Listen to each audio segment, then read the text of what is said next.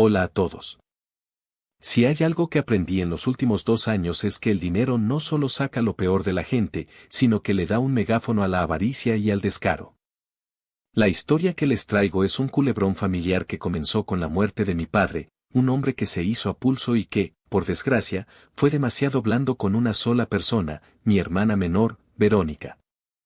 Mi padre era dueño de La Esmeralda, una hacienda histórica a las afueras de la ciudad, valorada fácilmente en $10 millones, sin contar el ganado y la maquinaria.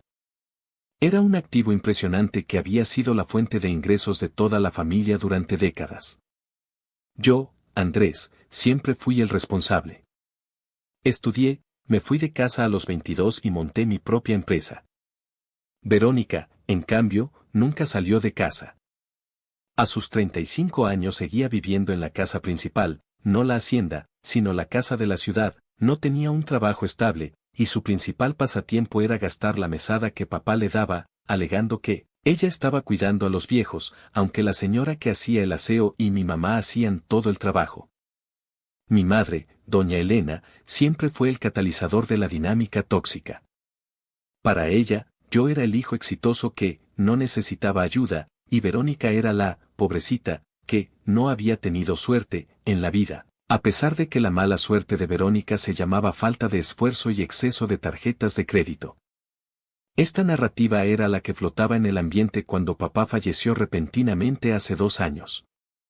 Tras el funeral, el ambiente era sombrío, pero el zumbido de la anticipación estaba presente, cortesía de Verónica y mi madre.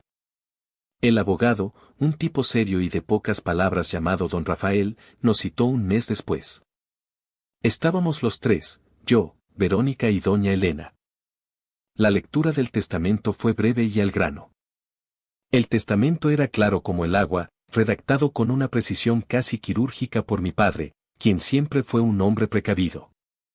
La casa de la ciudad era para mamá, con la condición de que ella no la pudiera vender a menos que ambos herederos, Verónica y yo, lo aprobáramos. La fortuna líquida, ahorros e inversiones, se dividiría 60% para mamá, 20% para mí y 20% para Verónica. Y luego vino la Esmeralda. El abogado leyó, la propiedad, la Esmeralda, incluyendo todo el inventario de bienes muebles, maquinaria y ganado, se dividirá en partes iguales entre mis hijos, Andrés y Verónica, para ser administrada en sociedad o para proceder con la venta y partición de la ganancia, según el acuerdo mutuo de los coherederos. El silencio que siguió fue ensordecedor. Duró apenas un segundo antes de que Verónica soltara una carcajada nerviosa y luego una exclamación de incredulidad. ¿Qué broma es esa, 50 y 50? Don Rafael, ¿seguro que no se equivocó de folio? Andrés tiene su empresa, él no necesita esa plata. Yo soy la que he estado aquí, yo soy la que. El abogado, impasible, la interrumpió, señorita, el testamento es absolutamente claro y legal. Su padre previó exactamente esta reacción. Yo traté de mediar, sintiendo el nudo en el estómago. Verónica, papá fue justo. Si quieres que administremos la hacienda juntos, podemos hacerlo, pero tendremos que contratar un administrador profesional. Ella me fulminó con la mirada. Administrar, yo la voy a administrar. Es lo justo. Mamá, dile algo. Mi madre, como era de esperarse, intervino con su voz melosa, siempre jugando la carta de la víctima. Andrés, hijo. Piensa en tu hermana. ¿Qué va a hacer? Tú ya tienes tanto. ¿No crees que tu padre hubiera querido que seas generoso y le dejes a ella la parte de la Esmeralda, para que ella pueda salir adelante? Ese fue el gancho. El famoso, tu padre hubiera querido. Yo respondí, sintiendo cómo se me subía la presión. Mamá, papá quiso que fuera 50/50. Está escrito. Si de verdad hubiera querido darle todo a Verónica, lo habría puesto en el testamento. No voy a ceder. Si quiere su parte, la vendemos o coadministramos. Verónica salió del despacho de don Rafael gritando que yo era un egoísta y que le iba a arruinar la vida. La situación se deterioró rápidamente a partir de ahí. La hacienda La Esmeralda estaba en un proceso de arrendamiento lucrativo a una corporación agroindustrial. El contrato estaba por vencer, y mi idea era renovarlo por 5 años más, asegurando un ingreso millonario anual para ambos. Verónica, por supuesto, tenía una idea mejor, que ella se mudaría inmediatamente a la casa principal de la hacienda, que había sido desocupada hacía años, porque necesitaba espacio y porque era su casa ahora. Traté de explicarle por teléfono, luego por chat, y finalmente en persona, que si ella se mudaba allí, rompía el potencial de arrendamiento. No podíamos tener a la dueña viviendo en la casa principal si queríamos un contrato profesional. Su respuesta fue el epítome de la gente con derecho: me da igual. Yo vivo donde se me antoja. Y si el arrendatario no quiere rentar, es su problema, no el mío. A las 2 semanas, Verónica ya se había instalado en La Esmeralda con sus 2 perros enormes y un novio de turno que parecía sacado de una película de estafadores. Empezó a usar la maquinaria agrícola, sin saber cómo, para mejorar el paisaje, dañando varias piezas costosas en el proceso. Y lo peor de todo, bloqueó mi acceso a las cuentas bancarias que contenían los ahorros líquidos de la herencia, el 20% que nos tocaba a cada uno, alegando que ella tenía derecho a gastar la plata de manutención de la propiedad. En 2 meses, vació el fondo de reserva de $200,000 para redecorar la casa de la hacienda, comprando muebles ostentosos que no iban con el estilo campestre. Fue en ese momento que entendí que no estaba tratando con mi hermana, sino con una plaga parasitaria que creía que la justicia se basaba en sus deseos. Me di cuenta de que mi padre no solo había previsto la avaricia de Verónica, sino que había dejado una herramienta muy específica para enfrentarla. Llamé a don Rafael. Le dije que quería ejercer mi derecho a la venta forzada de la propiedad y la rendición de cuentas de todos los gastos desde la lectura del testamento. Don Rafael me detuvo. Andrés, sé que está molesto, pero si vamos a corte, el proceso puede tardar años. Su padre fue muy inteligente. Hay una cláusula que usted necesita leer en la letra pequeña, la sección 4, subapartado C. Volví a la oficina del abogado y leí la sección. No era una cláusula de herencia simple, era una obra maestra de manipulación legal, diseñada para castigar la irresponsabilidad, pero solo si se activaba el conflicto legal de manera específica.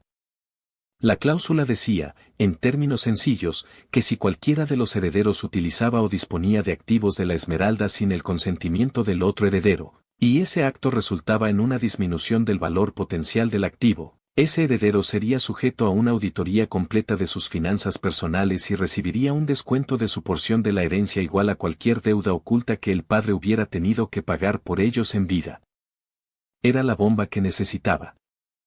Mi padre había sido un hombre reservado, pero siempre supe que había sacado a Verónica de problemas financieros graves más de una vez. Yo había notado que antes de morir, papá había refinanciado una hipoteca de la hacienda, pero el propósito de ese préstamo siempre fue nebuloso. Ahora entendía por qué: no era para mejorar la hacienda, era para rescatar a Verónica. Contraté un bufete de abogados especializado en litigios patrimoniales y, en paralelo, un equipo de auditores forenses. El proceso tomó 3 meses, y lo hicimos en absoluto silencio, mientras Verónica seguía viviendo su vida de falsa terrateniente, subiendo fotos a redes sociales de ella bebiendo vino caro en su hacienda. Los auditores hicieron su magia. Encontraron el rastro de la deuda que mi padre había saldado hacía 5 años. Verónica había tomado un préstamo altísimo, usando la hacienda como aval, con la ayuda de mi madre firmando papeles, y el banco estaba a punto de ejecutar. Mi padre, para evitar el escándalo y proteger el activo familiar, pagó el préstamo en su totalidad. El monto, $4,8 millones. Aquí es donde la cláusula se volvía nuclear. Mi padre había documentado ese pago como un anticipo de herencia con condición suspensiva. La condición, que si Verónica intentaba tomar control total de la Esmeralda de manera unilateral, se activaba la deuda, y ese monto se descontaba directamente de su 50% de la propiedad. Con la Esmeralda valorada en 10 millones, la porción de Verónica era de 5 millones. Si le descontabas 8 millones, su herencia por la propiedad se reducía a $200,000. La confrontación final ocurrió en la sala de mediación con los abogados presentes. Verónica entró sonriente, con su madre a un lado, esperando que yo finalmente cediera al chantaje emocional. Yo no dije una sola palabra. Mi abogado, un hombre de acero, presentó la moción de venta forzada debido al incumplimiento de la cláusula de administración, adjuntando la auditoría forense. Señorita Verónica, comenzó el abogado de mi lado con una calma escalofriante, dado que usted ha dispuesto del activo de manera unilateral, causando una pérdida de valor potencial por el arrendamiento, hemos ejercido la cláusula 4. La auditoría ha revelado que usted ya recibió, en vida de su padre, un anticipo de herencia por valor de 4,8 millones de dólares, lo que fue el monto del préstamo que su padre pagó para rescatarla a usted y a su madre del embargo. El color drenó del rostro de Verónica. Mi madre trató de interponerse, esa es una mentira, mi marido jamás haría eso. El abogado les presentó los documentos bancarios firmados por mi padre. La única forma de resolver esto, dada la situación actual, es vender la esmeralda en el mercado abierto. El 50% de Andrés, 5 millones, le será pagado inmediatamente, menos los gastos legales. El 50% de Verónica, 5 millones, será liquidado. Sin embargo, dado el anticipo de 4,8 millones, y descontando los $200,000 que gastó del fondo de reserva, la señorita Verónica no solo no recibirá nada, sino que nos debe $200,000 a la sucesión. La reacción de Verónica fue una mezcla de negación y furia histérica. Gritó que la estábamos robando, que esto era una conspiración y que yo era el peor ser humano que había pisado la tierra. Mi madre la acompañó en el berrinche, pero por primera vez, las palabras de mi madre no me afectaron. El abogado de Verónica, un hombre que parecía estar contando los minutos para jubilarse, simplemente le aconsejó aceptar la venta forzada y dejar de generar más costos legales, porque la evidencia era irrefutable. Al final, mi padre ganó desde la tumba. Él no castigó a Verónica con un testamento que la dejara fuera, sino con un mecanismo de seguridad que solo se activaba si su avaricia se descontrolaba. Y se descontroló. La esmeralda se vendió 6 meses después a un desarrollador. Yo recibí mi parte y, debido a que Verónica debía más de lo que heredaba de la hacienda, ella no vio un solo peso de esa propiedad. Tuvo que desocupar la casa de la hacienda a la fuerza y se quedó solo con su 20% de los ahorros líquidos, que, según sé, gastó en menos de un año. Mi madre nunca me perdonó, alegando que yo había sido el causante de la desgracia de su, pobrecita, hija. La corté de mi vida. Me di cuenta de que mi padre, al ser demasiado permisivo en vida, había sido un genio legal en la muerte, protegiendo su patrimonio de la irresponsabilidad de su propia hija, y dándome la herramienta para hacerlo yo mismo. Es una lástima que el amor se haya extinguido, pero al menos la justicia se sirvió fría y con intereses.